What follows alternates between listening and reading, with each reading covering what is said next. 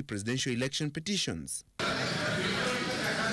The Monday pre-trial conference will be used to isolate the critical issues in the 3 petitions to avoid unnecessary repetition and irrelevancies during the submissions by the legal teams, expected to kick off on Tuesday. Already, the petitioners and the respondents have filed in court all the necessary documents, and the 6 judges assisted by the legal research teams are combing through the documents to establish the facts and details in each of the 3 petitions. The court is ready and prepared to hear and determine the petitions on the basis of the Constitution, the applicable law, and the evidence, in the interests of justice. Once the hearings kick off on Tuesday, lawyers will not have all the time to make submissions. The defense teams will be making their submissions from this podium. However, time is of essence in the presidential election petitions, meaning that the amount of time that each of the defense teams will be allocated, they will have to comply with that. The judiciary team has already set up a system to ensure that the lawyers keep within the time allocated by the judges, a situation that will compel them to focus on their areas of presentations. If the court may kindly consider locating to a place that is bigger. A request by some lawyers for a more spacious courtroom to enable more people attend the presidential election petitions hearings has not been granted. Only lawyers and the legal researchers will be allowed into the courtroom. The proceedings will, however, be relayed on Citizen TV and all the other TV stations in the country. Members of the fourth estate will also operate from a designated media center. Supreme Court judges have until Saturday to rule on the 3 presidential election petitions and determine with finality whether Kenyans will go to a fresh round of voting or not. Francis Gashore, Sunday Live. Now, you may be asking, what are the possible outcomes as the Supreme Court considers the 3 presidential election petitions this week? Well, the Constitution empowers the highest court in the land to either validate or invalidate the declaration of Uhuru Kenyatta as president-elect, depending on how both the petitioners and the respondents will argue their cases and, of course, the evidence that will have been tabled. Now, here is Alex Chamwada with the possible scenarios of the Supreme Court ruling. With all eyes on the 6 judges of the Supreme Court who are set to hear the 2 petitions challenging the validity of Uhuru Kenyatta's election as president, legal experts first underscore the fact that each of them is expected to give their independent rulings. For a decision or a result or an outcome to be achieved, then we must have, for example, 4 voting against 2 or 5 voting against 1, so the majority will have its way.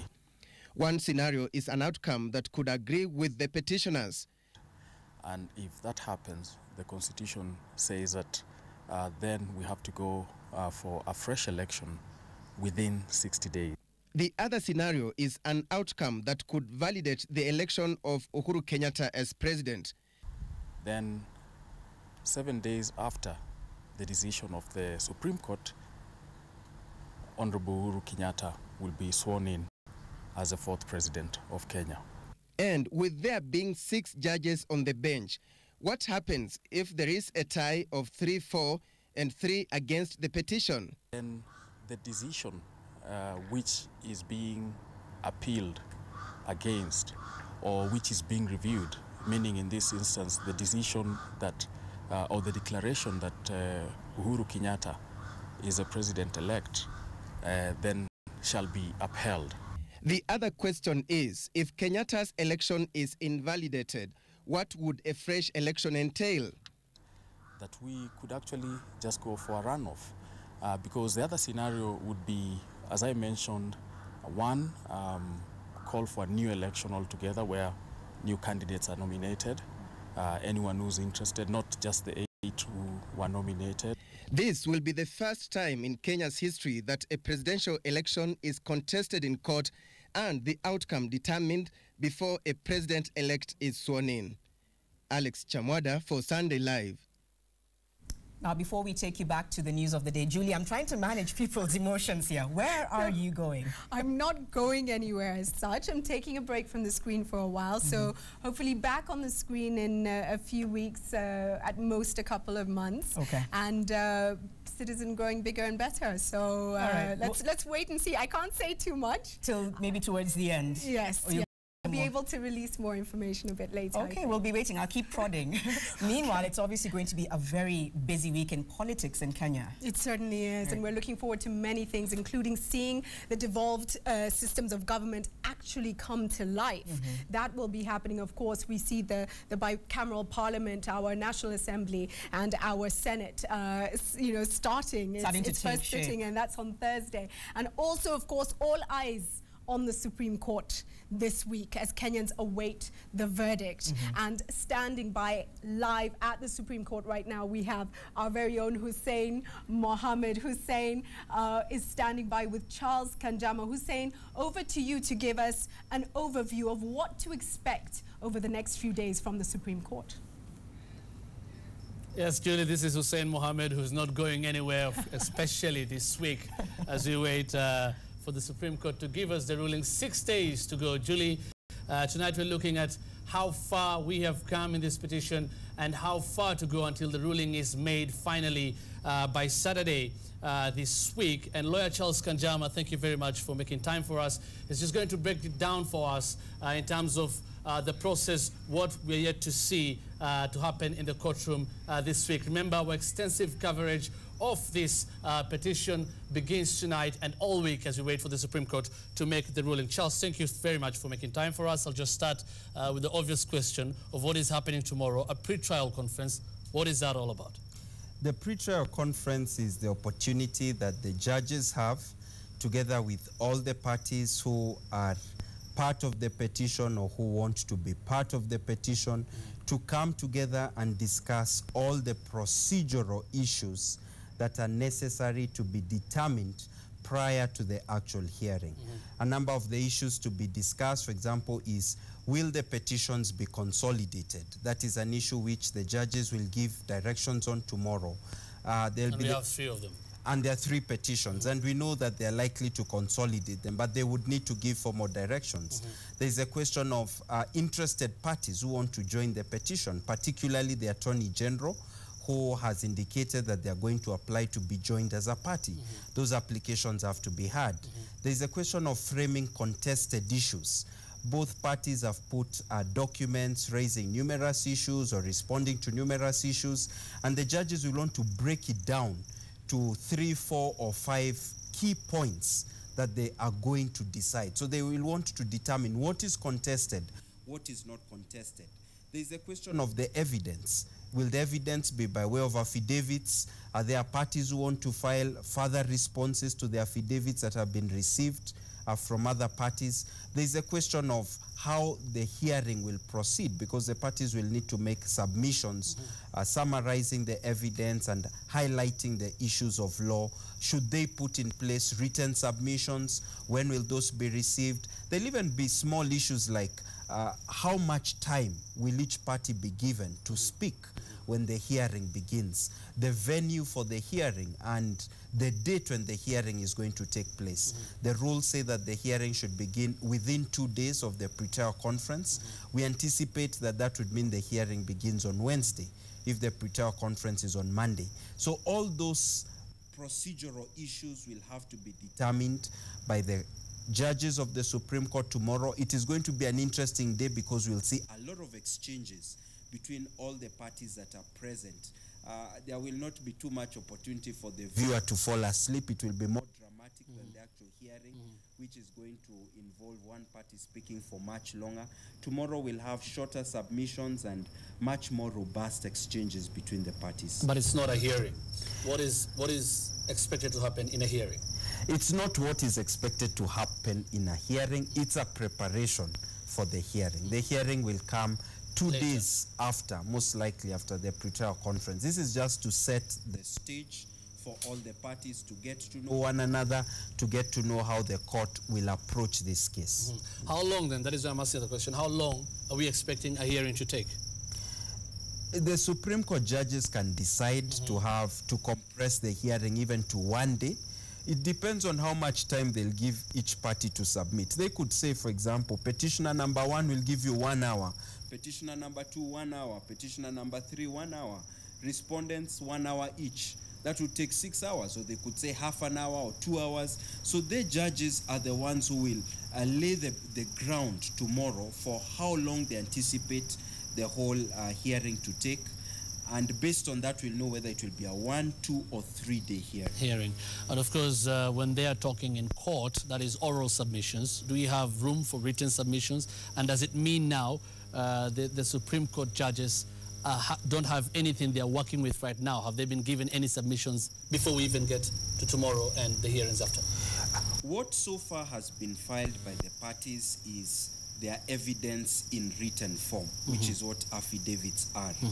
Ordinarily, even with the filing of evidence in written form, it is possible for a party to make an application for a witness to come for examination or cross-examination under oath.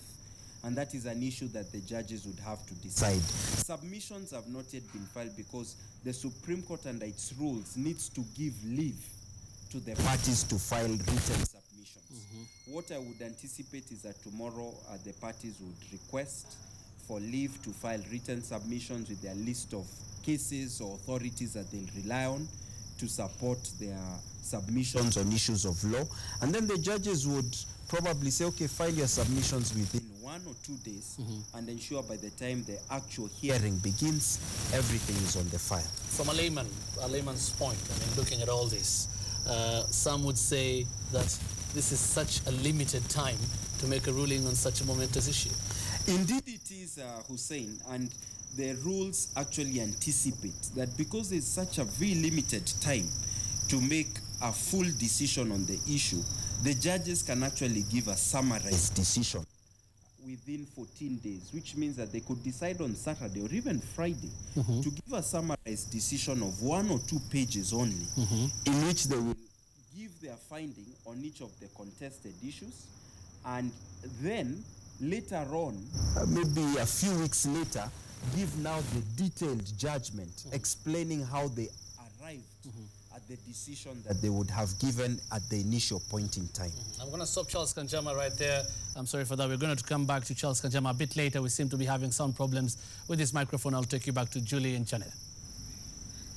We apologize for some of the sound issues there, but as Hussein says, we'll be back with them in just a short while. Right, let's move on with other stories. And meanwhile, the process of recruiting the next Speaker of the National Assembly and the Speaker of the Senate continues ahead of tomorrow's deadline, with a total of 10 people having applied for the Speaker positions and 2 others having applied for the post of Deputy Speaker by the close of business today.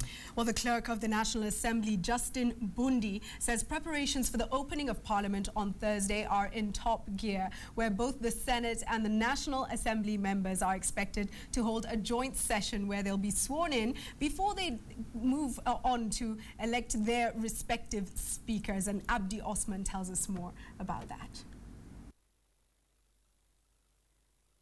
The 11th Parliament will be a special August House constituted under a new constitution and voted in through Kenya's most complex election. And the Clerk of the National Assembly, Justin Bundi, says this will be a different parliament altogether, having 2 houses, the Senate and the National Assembly, and many more MPs. The 10th Parliament is a small parliament of 224, and the 11th Parliament will be a parliament of 350. Unlike the 10th Parliament, which was essentially a parliament bringing together MPs from all sides of the Grand Coalition government, which meant that there was no official opposition, the 11th Parliament brings back the opposition benches. Notably, there will be no ministers in the August House. The question time, which was a very popular kind of event in the last Parliament, will no longer be in Parliament because there will be no ministers to question. And so most of the businesses in this Parliament will be dealt in committees. The process of picking the next Speaker of the National Assembly and the Deputy and the next Speaker of the Senate is on already. By the close of Parliament's business on Sunday, there were about a dozen applications for both posts. This evening, 10 applicants have collected the nomination forms for the speakership, and only 2 have picked the nomination forms for the Deputy Speaker. We we cannot say this is all because we still have tomorrow. Although the Senate will be temporarily hosted at the Kenyatta International Conference Center as the Senate chamber is being refurbished at Parliament buildings and the National Assembly will continue operating at the new chambers, both houses will congregate on Wednesday for a special opening session. Given that at the moment the National Assembly has a rented chamber and big enough to accommodate the two, the sitting will obviously be held in the National Assembly chamber. That is, the joint sitting of the Assembly will be held there. That's where the President will open. Once the joint opening session is over, the MPs will proceed to their respective chambers and their first business will be to elect their speakers from the list of applicants approved by then. Those who have so far declared their interest for the post of Speaker of the National Assembly are Kenneth Marende, Justin Muturi, Abdulkadir Mohammed, Machana Mokua, Migundo Winja, Harrison Mwangi, Cosmas Koech and Jacob Kithinji. Those who have so far applied for the post of Deputy Speaker are Joyce Laboso and Daniel Manzo. And those interested in battling it out for the post of Speaker of the Senate are Francis Ole Kaparo, Ekwe Ethuro, Farah Maalim, Josephat Orangi, Eric Desailly Omondi and Jane Mwihaki. After election and swearing of Speaker, there will be the election of the Deputy Speaker. That will conclude the business, the first business of the House, that is swearing of members and election of Speaker and Deputy Speaker. After that, the Speaker then will adjourn the House to a day that will be determined with a consultation with the President. Parliament is preparing for its official opening, and with most of the MPs being new, they will undergo orientation on how the House works in the coming few days. With the onset of devolution and the inherent challenges, the 11th Parliament has its work clearly cut out. Abdi Osman, Sunday Live.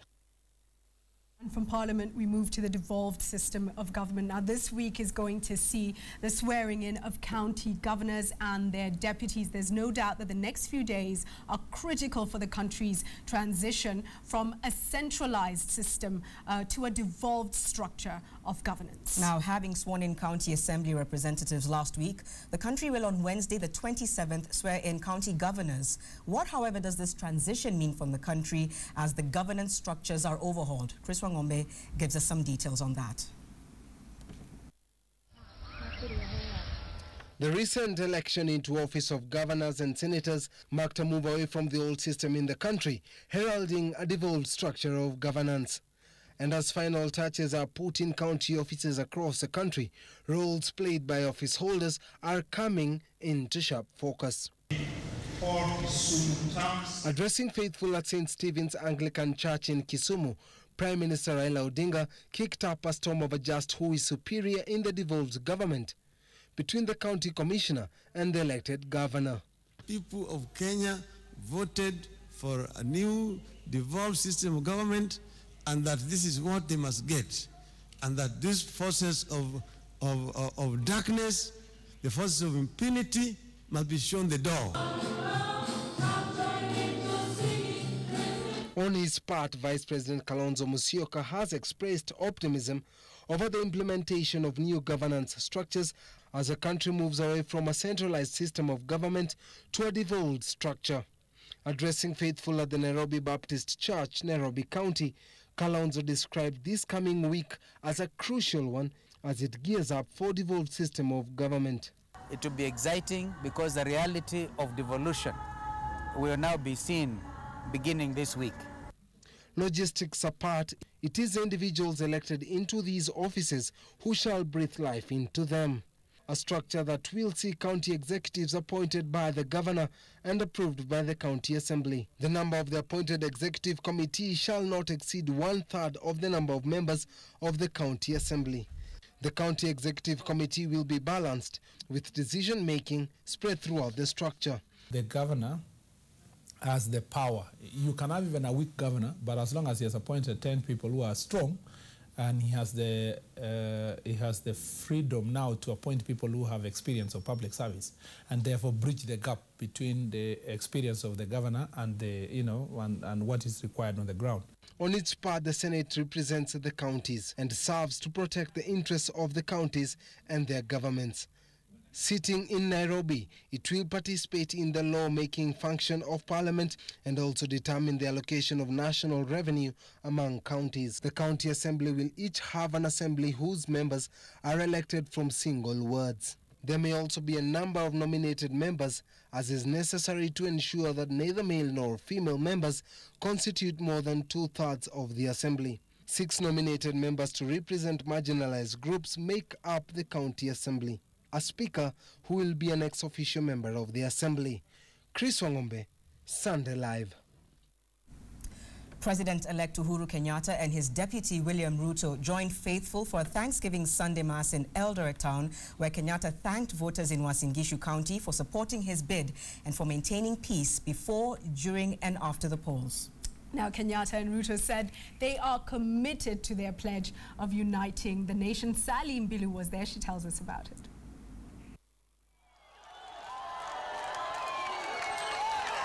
It was the President-elect Uhuru Kenyatta and Deputy President-elect William Ruto grand reception in a region where they drew some of their ardent support in the just concluded general election.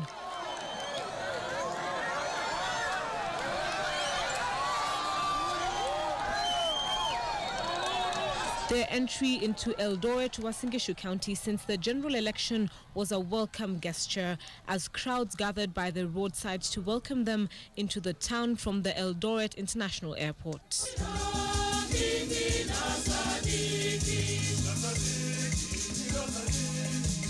Sacred Heart of Jesus Cathedral in Eldoret played host to the President-elect and his deputy as they joined faithful in observing Palm Sunday.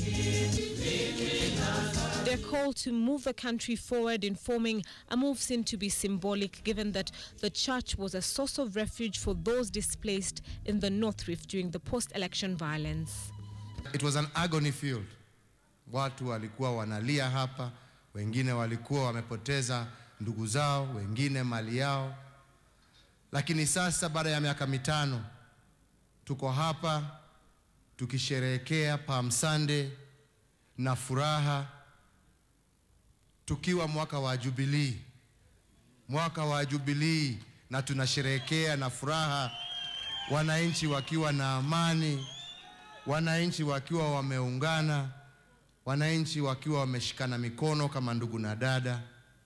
Hiyo ni furaha kwetu, kwa sababu msingi wa siasa zangu na Mheshimiwa Ruto ulikuwa tuone siku kama ya leo.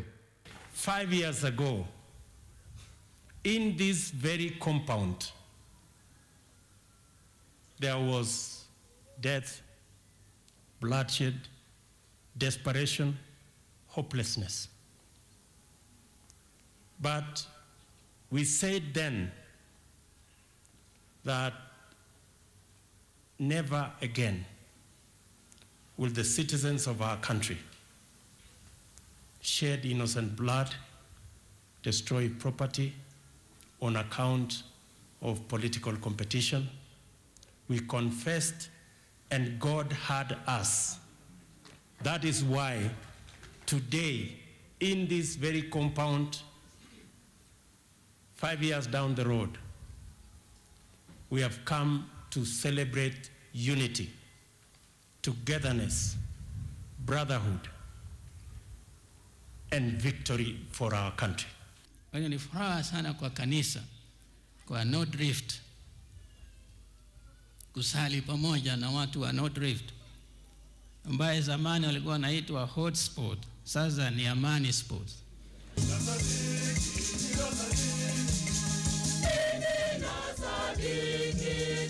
Describing their triumph as the victory for the people of Kenya, Kenyatta thanked voters in the region for overwhelmingly supporting his presidential bid, a win he maintains ultimately belongs to all Kenyans.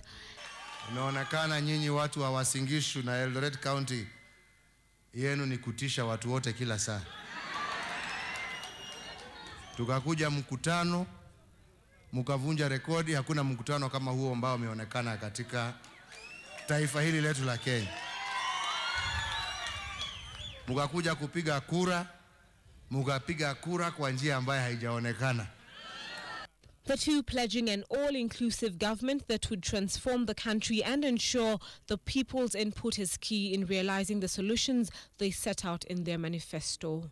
And it's our pledge to the people of Kenya that we will make it our business and responsibility to unite all the people of Kenya beyond tribe, beyond religion, beyond creed, beyond color, beyond region, so that we can have one united nation. And I'm confident that under the leadership of our brother Uhuru Kenyatta, we are going to bring this country together so that the only fight that will be left is that against tribalism and hunger and disease and poverty. In keeping with their call for transformational leadership, Uhuru and Ruto's rallying call to a region that is the country's grain basket is for farmers to contribute towards growing the economy, as the government seeks to revamp the agricultural sector by ensuring availability and access to affordable farm inputs such as fertilizer and seeds. Salim Bilu, Sunday Live. Meanwhile, Prime Minister Raila Odinga and Vice President Kalonzo Musyoka have spent their Sundays preaching the message of peace and patience ahead of the Supreme Court's decision on the election petition. Speaking in Kisumu and Nairobi respectively, the two expressed confidence that the Supreme Court will unearth the truth as to what happened in the just concluded presidential polls, with Odinga insisting that it was important that Kenyans got to know exactly what happened. Prime Minister Raila Odinga arrives at the St. Stephen's Anglican Church of Kenya in Kisumu for Sunday service. His first visit to the lakeside city since the March 4th election. And with the fate of the election still pending ahead of the decision by the Supreme Court, his message to the congregation as to Kenyans: patience. I know that some of you, all of you, are actually feeling the pain. But let us see that the Swahili say that baada ya dhiki. So I know that you are going to be very happy soon.